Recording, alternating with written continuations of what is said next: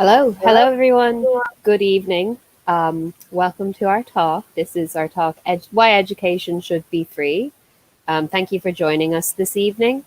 I think for every new student in colleges or returning students, well, congratulations. It's sort of hard to know what to say at a time like this in terms of third level education.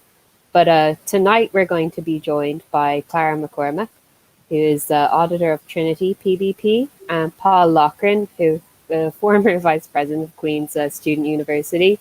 And we will be joined by TD Richard Boy Barrett soon, hopefully. He's having some technical difficulties. But yeah, I think at the moment there's never been a stronger argument for why we need a free education, and we're hoping to unpack that with our speakers. So please feel free to leave any comments and questions in the chat, and I'll get to them at the end. But without any further ado, I'll let Clara McCormack take it away. Okay, can you hear me okay? Right, thanks Alex for that.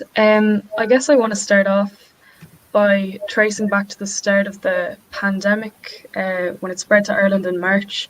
Obviously, schools and colleges were forced to move online, and it really raised a lot of questions about the viability of on-campus college as we know it. From what we've seen and from how my course is going at the minute, it's absolutely possible to do most of our teaching online. And recently there's been a lot of outrage over the fact that, oh, welcome Richard. Hi. Hello. So recently there's been a lot of outrage over the fact that we can't have any in-person social events. The whole kind of college aspect of college has been taken away really, and at the same time we're still paying €3,000 a year for college. I think it's really important to point out that we never paid for the social aspect of college. All of our society events, all the friendships that we build in college are built by students for free. That's not what our fees are going for.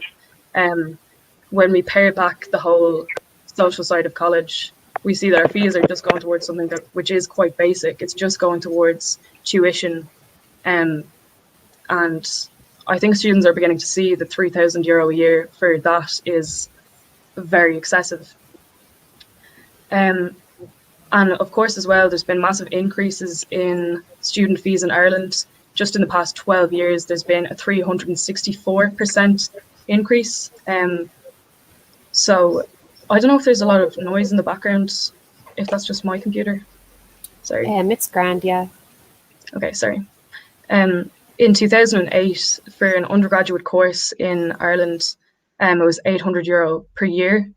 In 2018, it went up to €3,000 a year. So again, that's a 364% increase in 10 years. If that continues, like in 20 years' time, like who's going to be able to afford to go to college? And at the same time as we're seeing fees increase massively, the student population has increased massively, and this is a global trend as well. Colleges, universities, and students globally have increased in numbers. Third level education is really becoming a necessity for people entering the labour force, particularly in Ireland. It's quite difficult to get a job these days if you don't have some kind of a degree. So just as primary education and secondary education were once not a norm in Ireland, they have become a norm now, and I think education in the future will be a norm for 99% of people.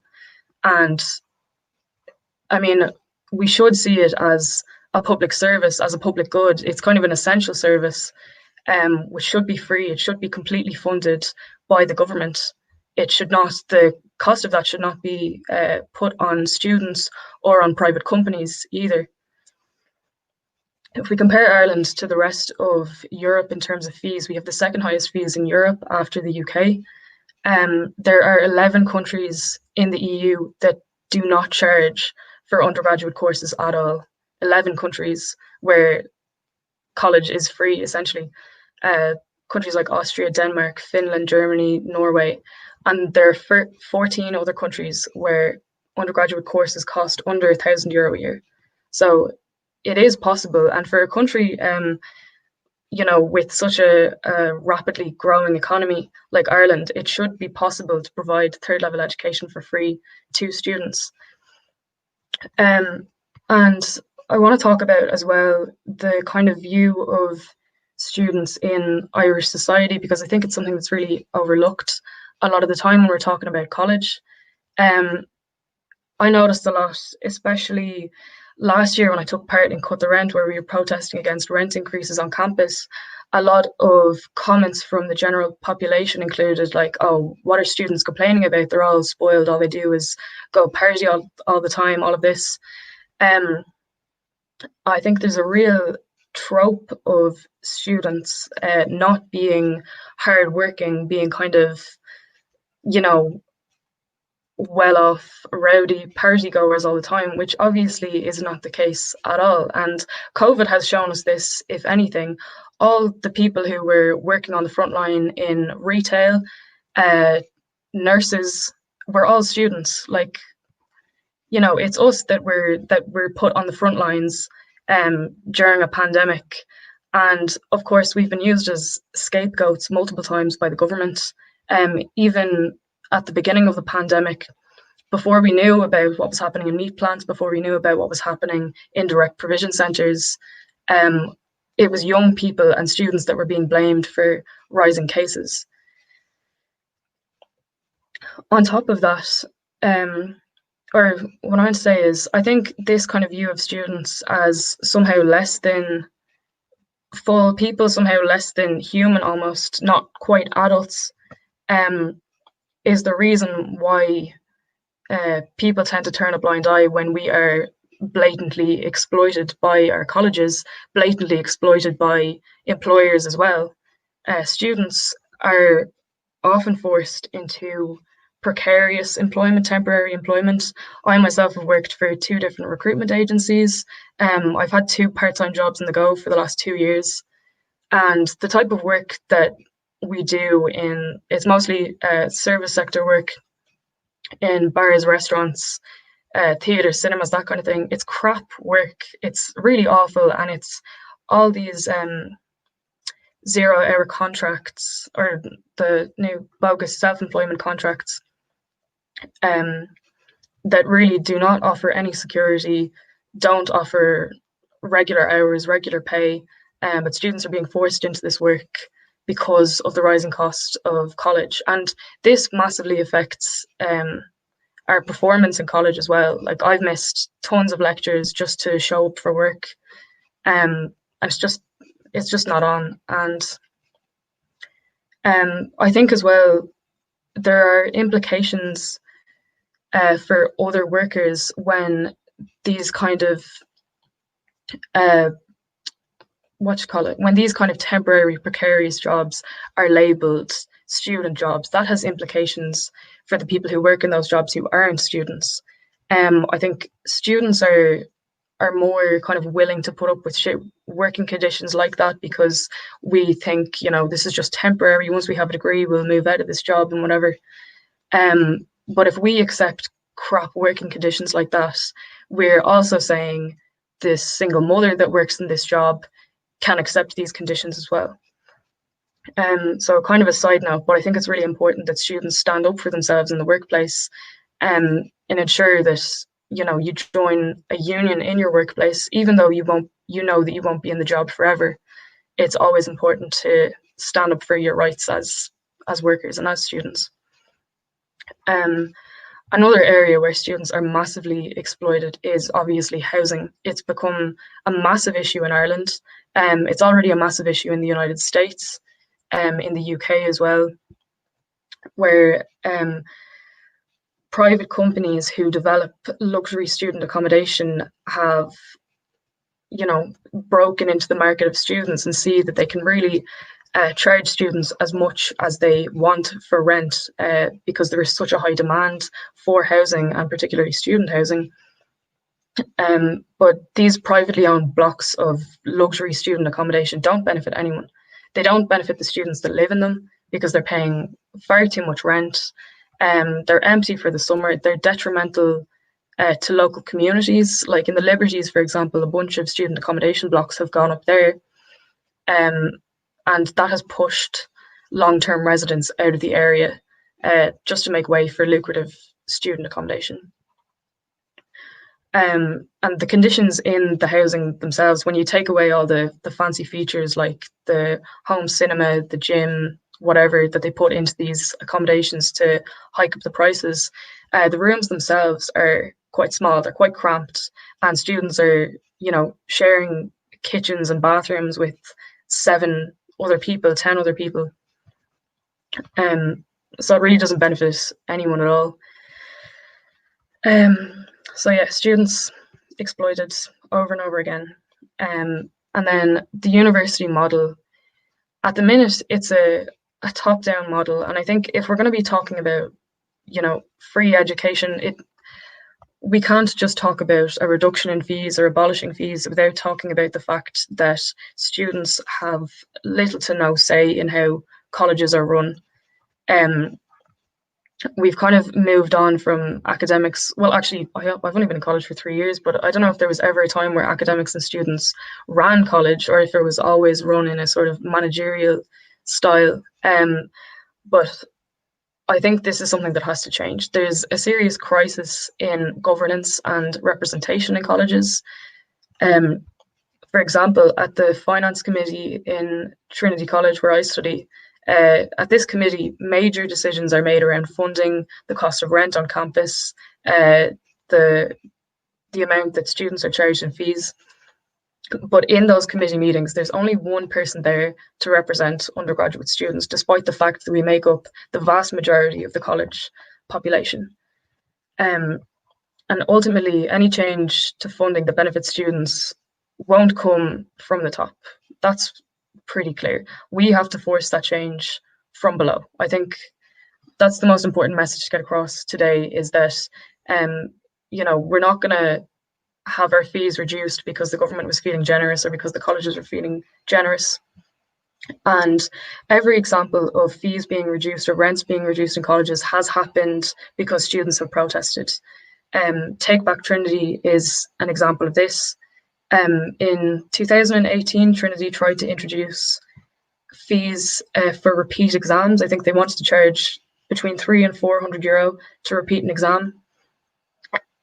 So students occupied the dining hall in Trinity College, which is kind of a fancy room in college. For 3 days, they occupied it, and they garnered support from the media, and crucially, they garnered support from academic staff. Fellows of the college lobbied the college and said, reverse this decision on fees. But yeah, it's absolutely crucial that students do mobilize against actions like that, and even a small action can make a difference. Like, I remember last year, the PhD workers in Trinity were facing a pay cut, and at the committee where the finance committee was discussing this pay cut, the PhD students and workers had a small protest outside the building where the committee was being held and shouted for about half an hour, and the decision was made not to cut their pay. So we see the pressure from students and from staff does work, and I think it is in the interest of both academic staff and students to work together to change the way that we run colleges, to change who runs colleges. And yeah, so not only do we need to fight against policies and budgetary plans which exploit students and academic staff, but we need to fight for a new approach in governance in higher education where students and academic staff have greater control. Democratizing higher education essentially is the only way to ensure that colleges serve the interests of students and academic staff as well. That's pretty much all I have to say. Cool. Thank you very much, Clara. I think you really set out the issues that students are facing and why we need to fight on the campuses and on the streets to get any sort of change. So next of all, I'm going to invite Richard Boyd Barrett to speak on why we need free education. So, Richard, whenever you're ready.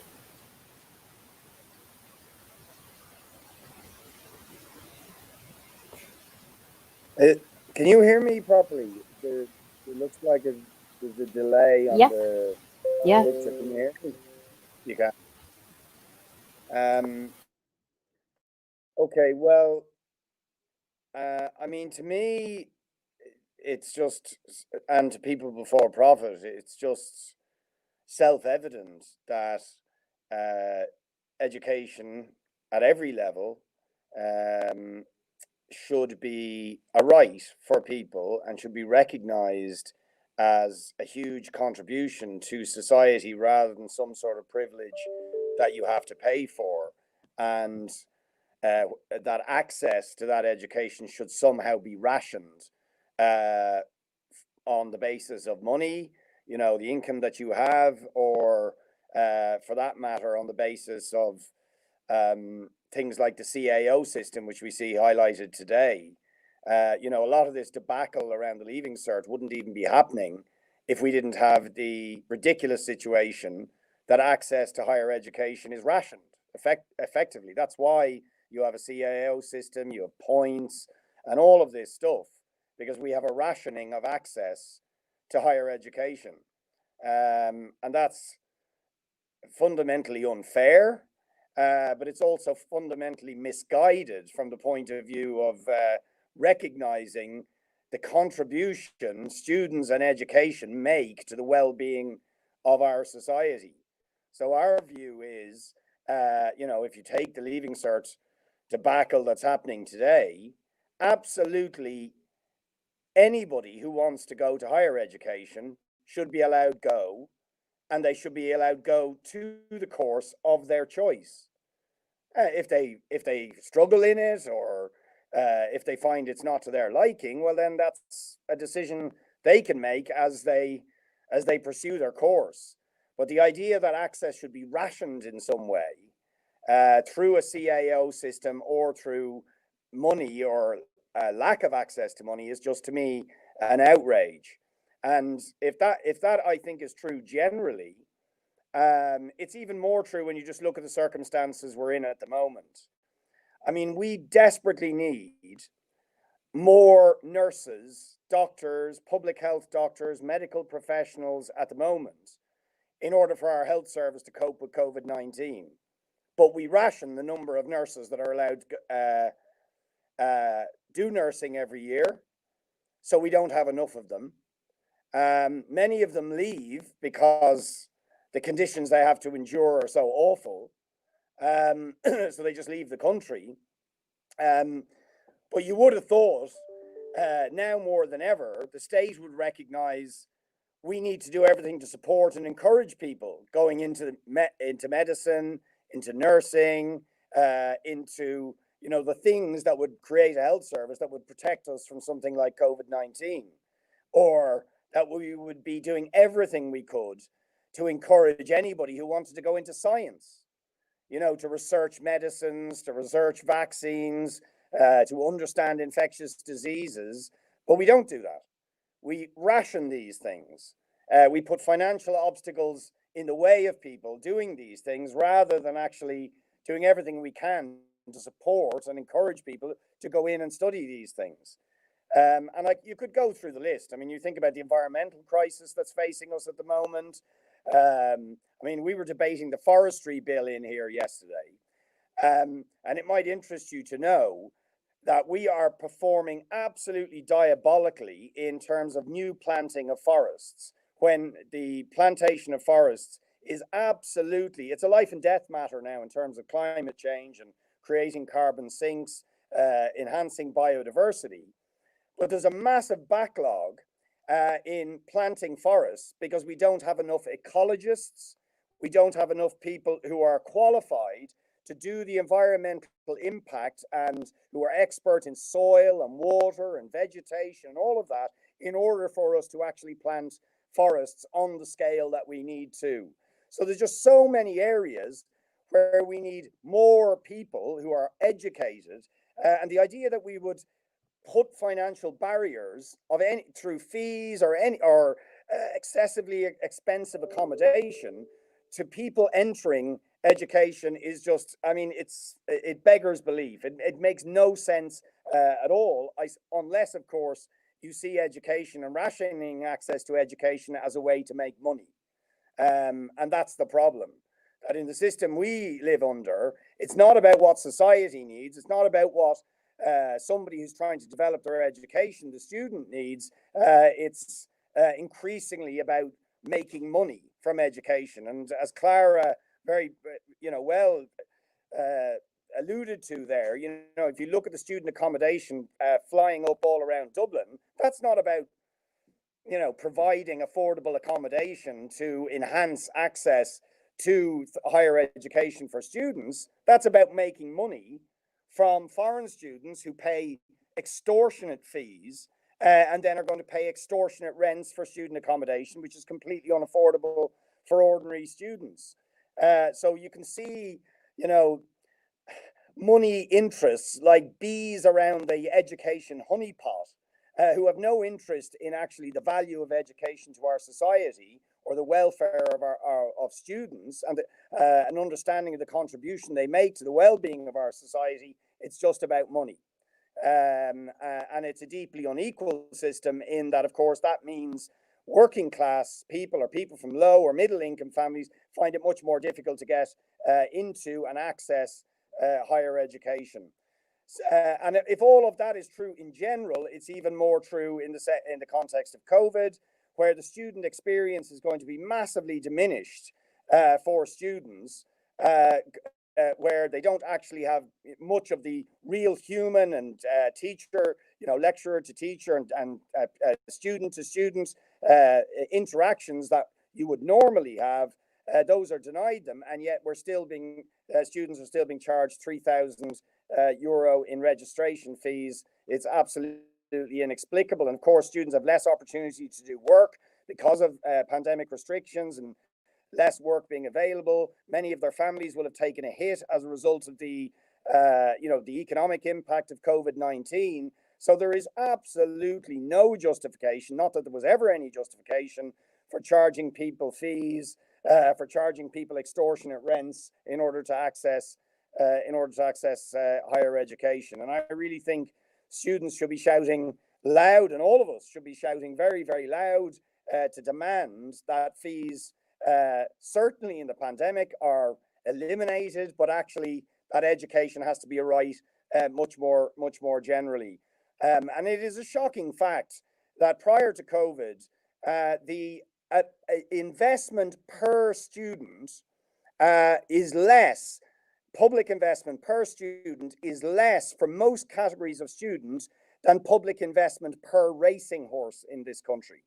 I mean, that is an astonishing fact. More public money is put into race horses than is put into most categories of students, with the exception of medical students. And that gives you some kind of indication of the lack of value that is put on supporting our students and investing in higher education. It's really astonishing.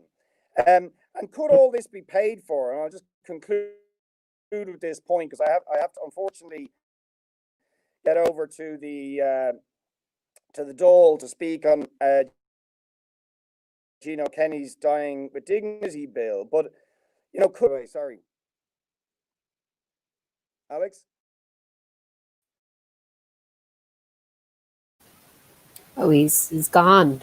Well, important things to do in the Dáil, I'm sure. I'd like to take this opportunity now just to point out that we do have a sign-up sheet for our colleges in the comments there.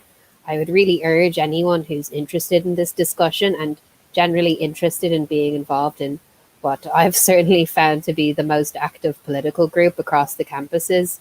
It'd be really great if you could sign up. I think it's very important at this point in time that even though coronavirus is restricting a lot of what we can do on the campuses, we do need people on the ground to push a lot of the campaigns we've been involved in and that Clara has spoken about.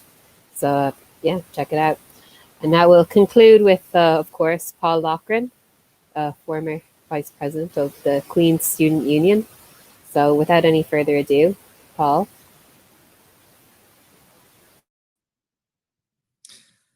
I just want to start off by kind of reiterating what Clara said there about, I think during this pandemic, students have actually been completely shafted.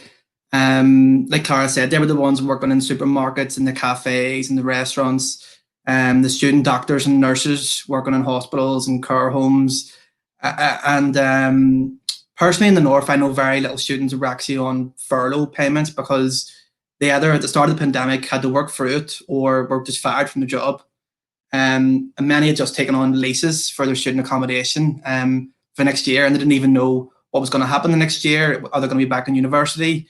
And in repayment for all this, they're not easy targets, like Clara said, as the blame for the rise in COVID cases. The media narrative now is that it's student partying that's increasing cases rather than the government policies of prioritising big businesses rather than public health. In Belfast, we had Stephen Nolan going around the student areas, and for those of you in the south, Stephen Nolan is our Joe Duffy, and he was going around the student areas calling everybody irresponsible, recording people's faces, and rather than on his show questioning the government policy as what was the science of sending back thousands of people into small areas and student areas. And we've already seen it. This has created a petri dish of outbreaks. I mean, Queen's is currently locking down 100 students in their accommodation because of an outbreak, and like there's been no science behind sending back students. I know down south that pretty much everyone's online, but Queen's are still trying to troop on and send people in physically because they've been told by the government to go ahead. And I think during the pandemic, society's kind of been forced to relook at how society functions, and we've seen policies like ban on evictions north and south that were previously called words like unconstitutional or confined to the loony left. And like I think now more than ever, we need to look at how we fund third level education on this island. But like Clara said, not just how it's funded, but how it operates. Education is a public good, and therefore it's essential that we fund it publicly. But it shouldn't just be a case of colleges getting given money and set on their way, because as we've seen over the past decade or more, the commodification of education has spiraled out of control. And this has, of course, been an ideological project by the Tories and Fine Gael. But what we have saw is third level institutions now beginning to focus solely on the market rather than education. So the private sector's infiltrated what should be the public sector, and we see sky high salaries for management and sky high student accommodation rent, while the arts are cut and the students' quality of living dissipates. And third level institutions receive public money, but they then take that money and act as a private corporation with very little accountability. And to put this in perspective, I was an officer in Queen's Students' Union a couple of years ago, and in 2016, Queen's University increased the salary of the Vice-Chancellor by £35,000. And in the same year, it was a matter of months later, they cut student counselling by £35,000, which forced the waiting period back 6 weeks and the minimum amount of counselling sessions you could get to 3. So they cut from student counselling and put into the Vice-Chancellor's pay pocket. And of course, when we threatened to launch a campaign against this, it was immediately overturned because the money is there. The money is always there. We did a Freedom of Information request and found that Queen's University had $500 million in assets, $500 million in assets, but yet they chose to take £35,000 out of student counselling. And another occasion at Queen's, overnight, they made the decision to cut anthropology and sociology from the syllabus. And this was despite the fact that Queen's is actually rated #1 for anthropology in the UK. And they gave us 24 hours notice of this decision. So all we could do was form a human chain around the meetings to prevent this decision being made. And then we had to launch a big, massive campaign called Save Our Schools, which eventually led to the courses being saved. But again, whenever they were cutting these courses, it was only a matter of about £40,000 being saved, because these ideas are not cost-cutting exercises. They are, we know the money's there. They are ideological marketization decisions to focus on the market, because the market doesn't care about student mental health. So cut the counselling. The market doesn't care about sociology and anthropology enough, so cut it. And this is this trend we're seeing across the island, and it needs to be fought. We have large bureaucratic institutions focusing on right-wing decisions, focused on the market, with little input, as Clara said, from the students and staff. and important decisions are usually being made by usually one person, sometimes two, at the top. And the reason I'm focusing on marginalisation of education in this talk is because this year, more than ever, I think some people are falling into the trap of seeing their education as a commodity rather than a public good. So with the talk of refunds and rebates, which, by the way, I think 100% we're entitled to, and I think any student debt in this period should be cancelled. But we saw this in the north over the past couple of years when there was mass lecture strikes, and people ended up more focused on trying to get a rebate for their fees rather than joining their lectures on the pickets. We need to be focusing on not why we aren't getting a rebate this year, but why we are paying anything at all for education. And we need not be settling for a rebate this year, but a cancellation of all student fees and all student debt. And this is a very achievable goal, as we saw in different countries around the world. So to summarise, I think education is a public good. It should be publicly funded. And where is the money? We'll tax the big corporations. It's the big corporations that are currently coming to the universities and saying, we need more people with degrees. Well, they should be funding it. And now more than ever, we need to focus on not just fighting demarketisation in our third level institutions, but the democratisation of these institutions. So they're run by their students and their union and the staff and their union who know what is needed and where. And together, we should be together at the pickets and fighting for free education.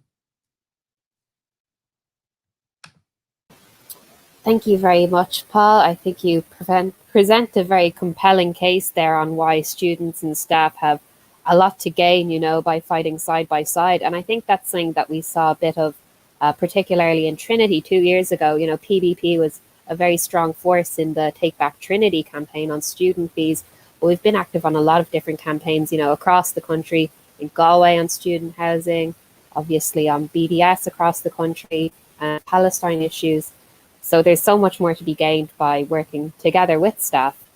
And thank you both for your very good intros. I'm now going to open it up to some discussion with some comments that we've gotten here. So let's see, the first comment here. You can just get it up on screen now.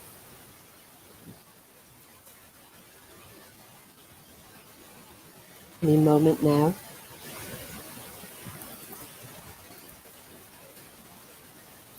Here we are. So, Conor Reddy, he's asking us, what kind of student movement do we need to beat fees? What lessons can be taken from Take Back Trinity and the Cut the Rent protest that I just mentioned there? So, either of you can speak on it, but Clara, you were very involved in them. What do you think?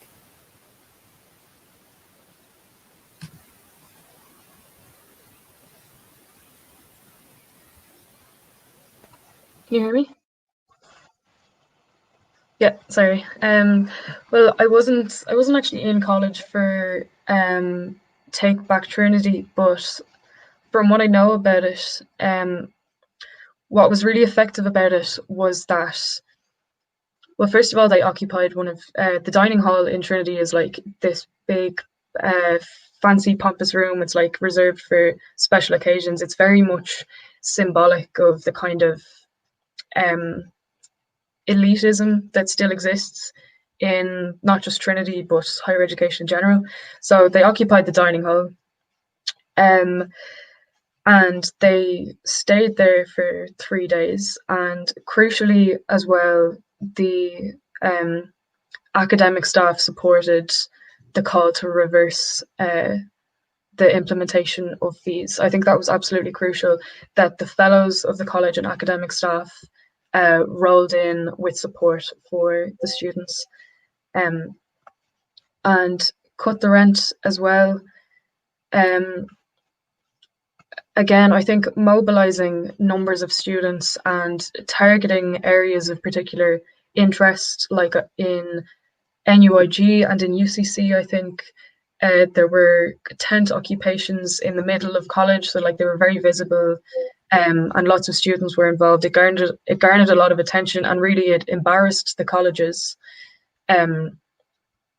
So yeah, first of all, mobilizing people and actually getting people to protest. Like petitions and emails are great, but they are not enough to change the college's mind. And the executive officers in a college want your money. They want your money and they will do whatever they can to get it.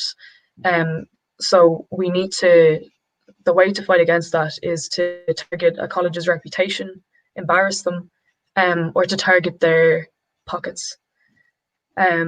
So I guess it never went through in the end, but there were plans with Cut the Rent before COVID hit, to try and organise a rent strike, and this was a really successful tactic in Cut the Rent campaigns over in the UK, where students withheld rent from their student accommodation and managed to get their rent significantly decreased. So yeah, to summarise, I think targeting colleges' reputation and their sources of revenue is the way to go. Very good. Thank you, Clara. And we have another interesting question here from Ashlyn Shanahan Daly. So she's asking us, how do you think we can popularize the demand for free fees?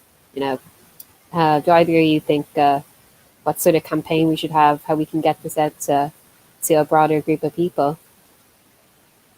I think kind of following on from the last one, I think two of them are quite similar. I think the most effective way that we can build these movements is to have staff involved. It's funny you should say about the Take Back Trinity, because before that we actually had Take Back Queens. I'm not saying they copied us, but in 2016 we launched off the back of the Save Our Schools campaign that I was talking about.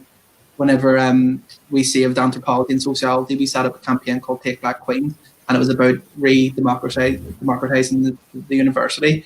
And we set up a list of demands. We joined with the staff and students' unions to create a list of demands, and they included free tuitions, or at least the college's support for free tuition to the government, because they wouldn't commit to go to the government and say we support the introduction of free fees. Creating a democratized system within the university to eradicate bureaucracy, where students and staff have real input in the university, and also things around casualised contracts, because that's become a massive thing in third level education, is these casual contracts where they force out long-term staff and replace them with casual contracts. They're either PhD students or students that have just recently got a postdoc, and put them in on very precarious contracts with precarious conditions. And they were also using PhD students to, they were paying them for like 7 hours but giving them 12 hours work, and we got some big wins off that. And I think the most effective way to build these campaigns is to have staff and students on the campus together, fighting together, and I think it's really important. Definitely. And I'll comment myself that I am a master's student in Trinity at the moment. I'm studying international history, and something that, speaking to different staff is definitely this approach to commodifying education in so many ways. A lot of staff are saying, even long-term staff, that the goal is not, what your teaching is like, what your research is like. It's getting out a certain number of articles in journals every year. And I remember reading some statistic that for most journals, only about 7 people will read the articles, which I think is quite mad, because it's really just, getting at that quantifiable result in this market approach to education, which is, totally just doesn't add up. But we have another great comment here, or question, should I say, from Mark Anderson on that point of students and staff. He's asking us, how should students, academics, and postgrads together organise to achieve goals of democratization of education? Do you have any ideas about how we could bring all these different strands of, college people together on these issues? I don't know. Well, I guess I haven't had much experience working with staff and academic staff on these issues, but, well, the one example I can think of is the PhD workers' rights group last year, which I mentioned when I was talking. Similar to what you just mentioned there, Paul, they're fighting against the introduction of casual contracts, hourly paid contracts that really don't offer security or, decent pay or anything. The PhD workers had a small protest outside the building of the finance committee, and a couple of students went along, like myself and a couple of other undergraduate students went along to support, and the postgrads were quite surprised by this, but it was like there was a good sense of solidarity there. And I really like, I think it's about kind of building, first of all, having conversations between students and postgrads and academics about these issues in college, because those are not conversations that are happening enough. And students and staff alike are feeling frustrated with the way colleges are being run at the minute. Often, I think the sort of managerial side of college wants to have staff and students at each other's throats. You know, students are giving out about staff not doing the timetables right, staff are giving out about students being whatever. And I think it's important to remember that we're all kind of in this together, and if we work together against the forces that are turning colleges to shit, the forces that are privatizing college, turning it into a marketplace instead of an educational institution, that would be much more effective. Yeah, that was a bit waffly, but yeah, I think that's important. What Clara said is that we need to recognise that a lot of academic staff are fighting their own battles with management, whether it's casual contracts, precarious work, not being paid enough. Like she said, sometimes maybe the students are complaining about timetables weren't done right, but maybe that lecturer's been given 20 hours work and paid for 10 hours and is struggling with other things in their life. And it's something that I think we always need to make sure that staff and students are fighting together on campus. And if you're not engaged in your student union, if you don't think your student union is focusing on the right things, I mean, take it upon yourself to organise on campus, talk to your staff union and get involved with them and see what kind of issues, and get involved in trying to work together on campus, the staff and students united. Cool, yeah, I definitely agree with that. And here, a bit of a curveball now for you, not necessarily a college question, but from Michelle Byrne. She asks us, abolish the leaving cert? I think this it's a very relevant question at the moment. I mean, given the recent fiasco that we've seen with the apparently about 6,500 students received lower or incorrect grades in this predicted grade system, and now the colleges are sort of scrambling to figure out how to incorporate them. I think definitely, I think it relates a lot to what Richard said about treating education as something that is to be rationed, you know, that only so many people can get into these colleges through the leaving cert. Do you guys have any thoughts about that? Either Clara or Paul. Well, yeah, I think the leaving cert is a really, really flawed system. Like, anyone that's done their leaving cert in the South knows that it is not worth the stress at all. And like, it's basically like a sortition system. It's not like getting higher points means that you are in a better course, if you like. Points are set according to the number of places per course. So, for example, my course was quite high points. Well, not like ridiculously high, but the reason the points were so high was because there's only 15 places in it.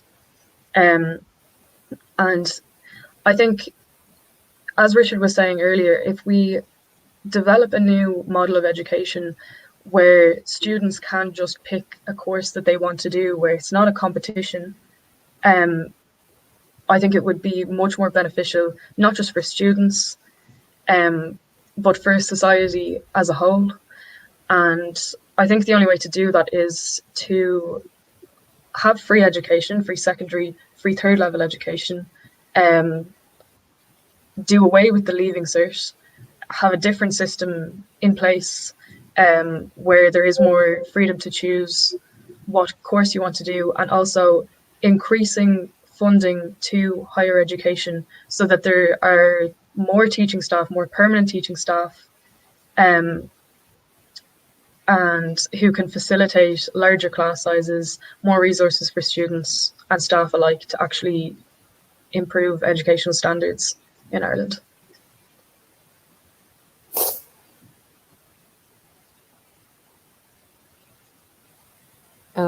Cool. Very well said, Clara. And I would like to point out again that we have our sign-up sheet for students in the comment section there, and all students, I mean, whether you're secondary or post-grad or just joined college or have been in college for a long time, I would very strongly urge you to get involved for all the reasons that we've already been discussing. You know, that's certainly how I got involved in politics to begin with, was just seeing how People Before Profit in Trinity was one of the most active groups on campus.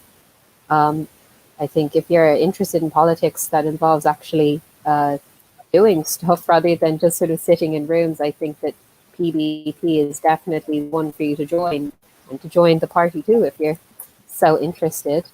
Now our next comment here is actually from Trinity People Before Profit, and they're asking us sort of take back Trinity and the UC strikes. They showed, this is again on staff and students, the power that students and staff have fighting to standing together to fight commodification.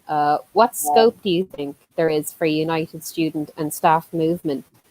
I know we've touched on this a little bit before, but I guess sort of the point here that I'd like to tease out now is, you know, how successful do you think this could be going forward? And is there a way that we could perhaps make it more popular with students and staff to see themselves as a common interest?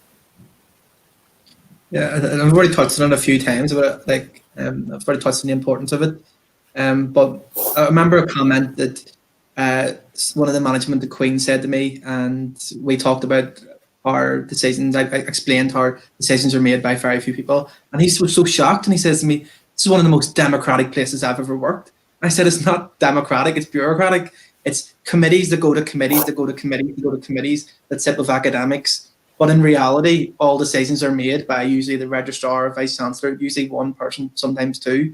And I think if you look at some of the models, I can't remember the countries, but when we were doing it, we had some of the models from, I think there were some of the European countries, that had implemented democratic universities, and it benefits everyone. It benefits the staff because they get input into syllabuses and our teaching arrangements and teaching schedules go ahead. It benefits students because they get proper input in what is being taught, what is the levels of pricing on things, and it benefits everyone. It benefits the management because you're going to have a more successful, more content student population and staff population, and that's only going to do you good. And I think we need to get people educated or politicized very early when they come into university, because a lot of people come into university and see it kind of as a continuation of school and hate that school environment and see their lecturer as a teacher. When their lecturer's not the teachers, the lecturers are a fellow adult. These are both adults. These are both workers. And I think we need to politicize people and educate them that these are both workers and you should both fight in the same battle, and you should be as a united front in that battle.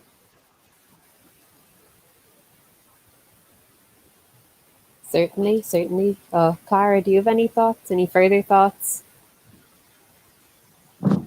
Yeah, I have to agree with that. Particularly the point that students coming into college often see college as a continuation of school.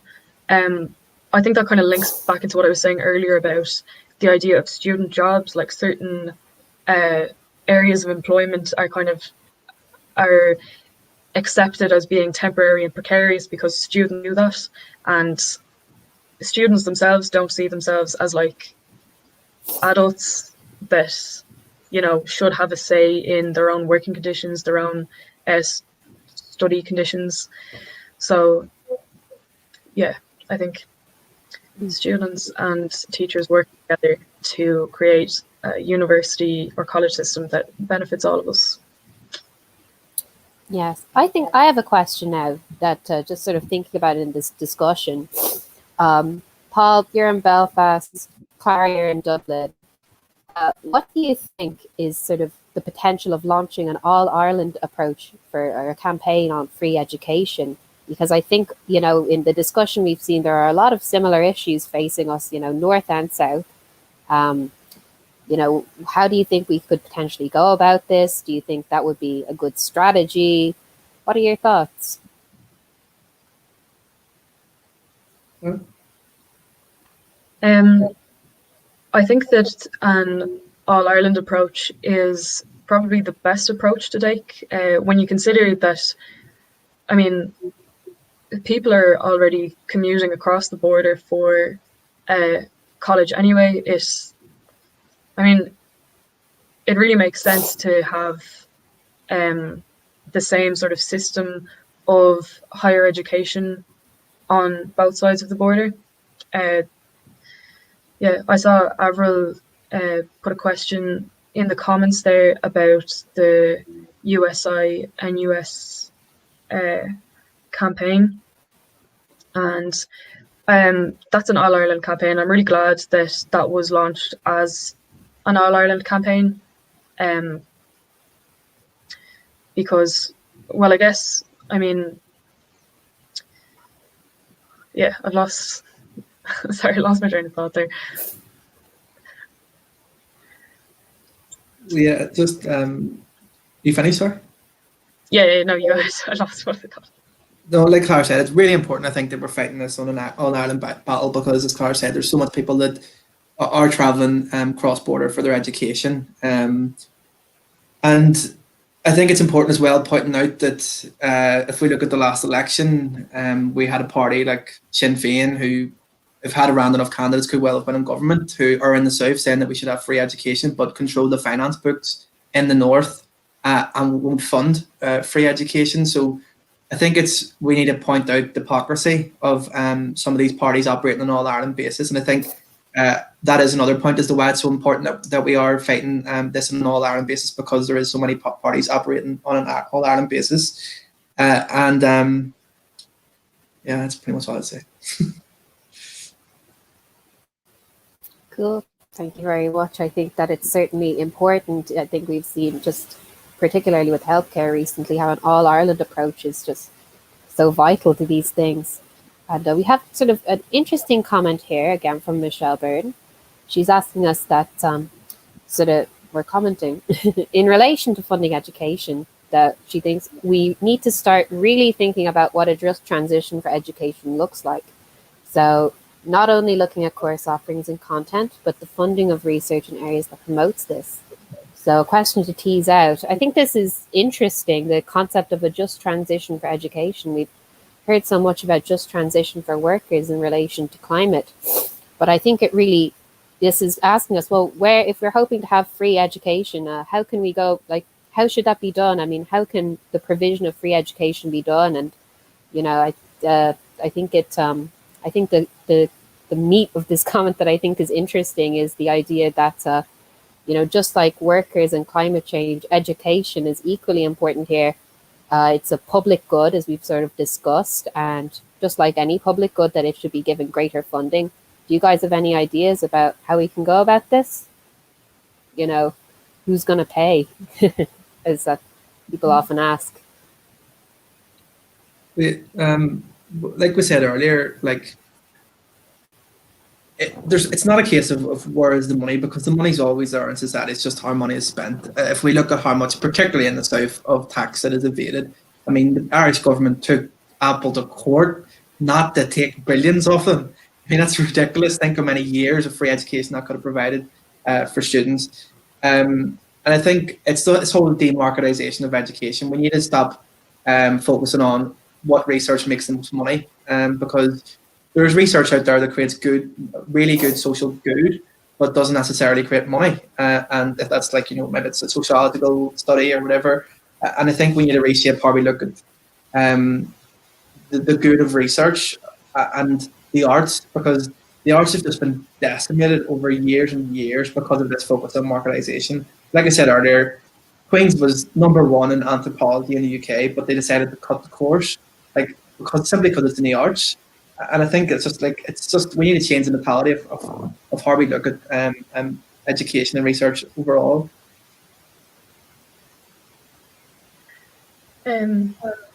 Yeah, just transition in higher education is an interesting idea.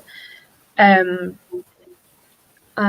funding in particular, as Paul said, this isn't a case of like looking for money somewhere. It's a case of reallocating resources into areas that are actually beneficial for the majority of people, as opposed to just one or two people.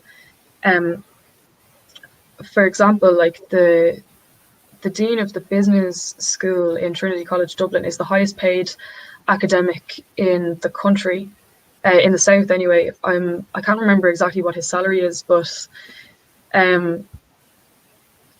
like, it's a bit ridiculous to think that students are paying €3,000 a year each, while this figure whose roles I'm not 100% certain what they are, is being paid enough to put several people through college.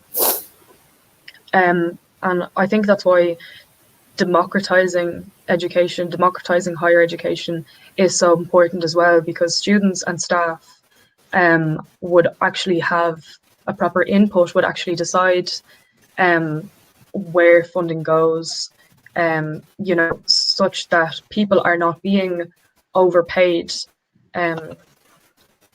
or so that, you know, money is not being spent in places that don't benefit the majority of people. And yeah, I think more funding needs to be put into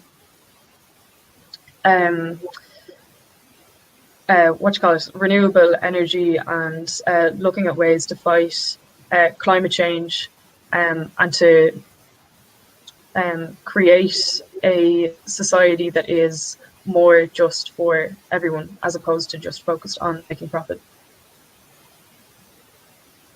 Definitely, and I think it bears commenting that here in the South, at least, you know, fees for education were actually abolished in 1995, and they've somehow just increased and increased every year since. And I think we know why at this point. And that brings me on to an interesting comment that we've gotten here from Loughran. He's saying that non-tuition fees, like student levies, are forced to be paid by all students regardless of their income. And this represents an unfair burden on poor and low-income students, and it must be ended. I think that's an interesting comment, because it just, I think, you know, as we've spoken earlier about how the sort of registration fee, you know, that, you know, euphemistically named, has increased up to $3,000 here in the South, at least. But there's lots of other things that, you know, students are increasingly being made to pay for, like gym fees and sometimes diary fees, all these types of fees. Do you have any comments on how the whole student experience seems to be increasingly packaged and sold to students more and more? And is this something that you think can be campaigned on, and these sort of voluntary contributions that are, you know, increasingly students are being made to pay?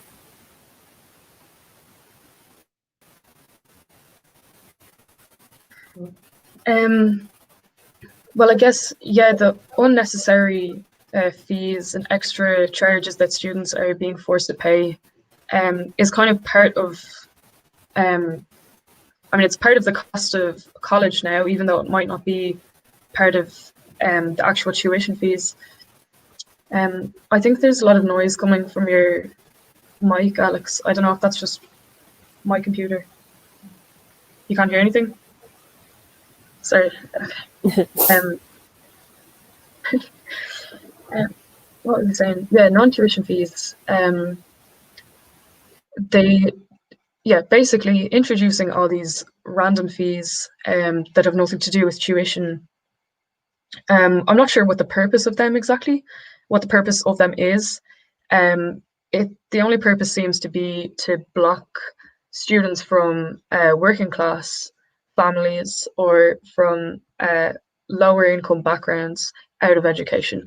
I mean, the 300 and something euro repeat exam fee that was nearly introduced in Trinity is an example of this. Like, what is the purpose of that? You know, is that meant to deter students from failing exams? Like, the real consequence that would have had on university is that if you fail an exam and you're too poor to pay 300 euro to repeat an exam, you have to drop out of college.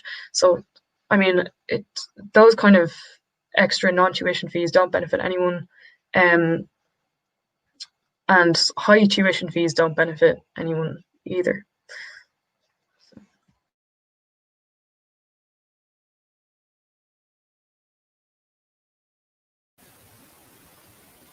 Are you trying to come in there, Paul? Yeah, it's something that's become more and more regulated in the north, and especially across the water in England. Is these non-tuition fees.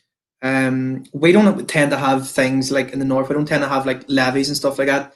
I think there's legislation actually preventing that, but I know you have like if you get a new student centre, they put extra couple of hundred onto your student levy or whatever. We don't tend to have that. But non-tuition fees are rising and rising and rising, and because they're rising so high, there's starting to be legislation brought in to regulate it, because you get stuff like, yourself, you show up the first year and you're told you have to buy these 7 books that cost £200, and whenever I came to uni, we actually had a book grant for people below a certain wage bracket, which I got. I think it was £110, and that allowed you to buy your books, but they've scrapped that. They just keep scrapping all these support grants, and things like if you're a student nurse, you have to buy your own uniform, that kind of stuff. And the repeat fees, I mean, like Clara says, I mean, you can't think of something that is more kicking someone while they're down than to charge them hundreds of euro to repeat at an exam they have just failed, given the fact that in order to pay the admin incurred of repeating an exam would be fucking about €10, like, realistically, but they charge hundreds of euros to process this. And it's absolutely scandalous, and it needs to be fought. And I think, like we spoke about earlier, students and staff coming out of United Front against these kind of things, because they're the kind of people that know how much it costs to repeat an exam or to do it. So if they're able to tell how much it costs, you have a very good argument as to why they're not should be charging a couple of €100 to do it. So I think that's another example of why it's really important to have staff on your back.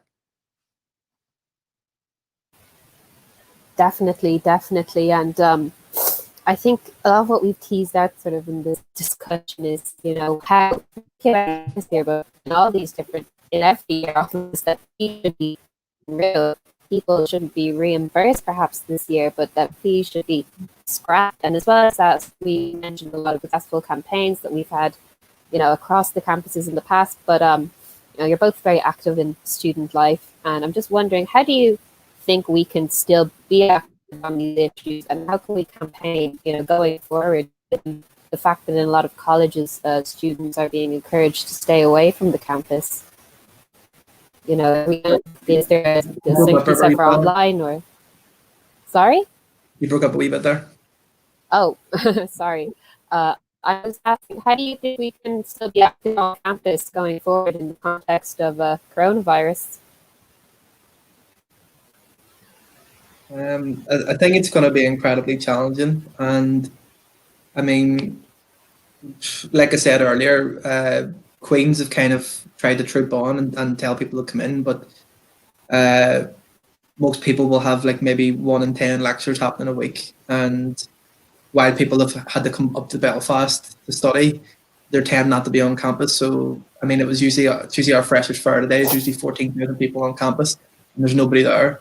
So some of the things we're going to have to start doing, and what we did during this past week, is to leaflet student areas, maybe socially distanced canvassing if there is student areas. If students aren't on campus, we're going to really have to seriously look at how we can online campaign better, and that's going to be incredibly difficult because there's going to be saturation of online work, because everyone's going to be online right now because of the pandemic. So I think it's going to be incredibly challenging. I think we're going to have to learn as we go on, because things are changing week by week. Yeah, I agree with Paul there. I think it's going to be a massive challenge to mobilise students, and I mean, I don't think we'll be able to mobilise students in the same ways that we have in the past. But over the past few months, I mean, we have been able to organise online. Like, obviously, People Before Profit has completely moved online. We're having this conversation here today over Facebook Live, and it is possible to have these conversations and to, agitate and educate people and mobilize people online as well. And it is still possible to have in-person protests as well. Like in Belfast, there was a fantastic protest recently that was completely socially distanced. Everyone was wearing masks, like there was hand sanitizer being given out. There's been a few completely socially distanced protests in Dublin as well, where people are able to take to the streets and demonstrate on an issue without coming into contact with other people at the protest. So yeah, while I know that it will be difficult, it isn't impossible to mobilize, and I think this is really the best time to take action in whatever way we can to change our universities for good, because they're taking the piss at the minute with fees and the way they're treating students in college accommodation. So yeah. Definitely. I think one of the biggest takeaways I certainly have this evening is that, you know, even though the campus situation is pretty terrible in a lot of ways at the moment, and students have had to bear the brunt of a lot of the issues that have come up in coronavirus, you know, we still have to, it's better if we fight on this, and we have to fight back. And I think there's still a lot of potential to do that, as you've both said. Thanks both of you a lot for your contributions, and thank you for Richard too. He's not here, but was a good intro. And again, I'd like to say one final time before we wrap up to check out the student sign-up form in the comments there. I think we've presented a very compelling argument this evening why you have to get involved, why being active is, you know, so key at this time, and why really education now more than ever should be free. So thank you all for tuning in. Like the Facebook page, comment, all the usual, and, you know, follow to stay in touch with what we're doing, and take care and see you soon. Goodbye.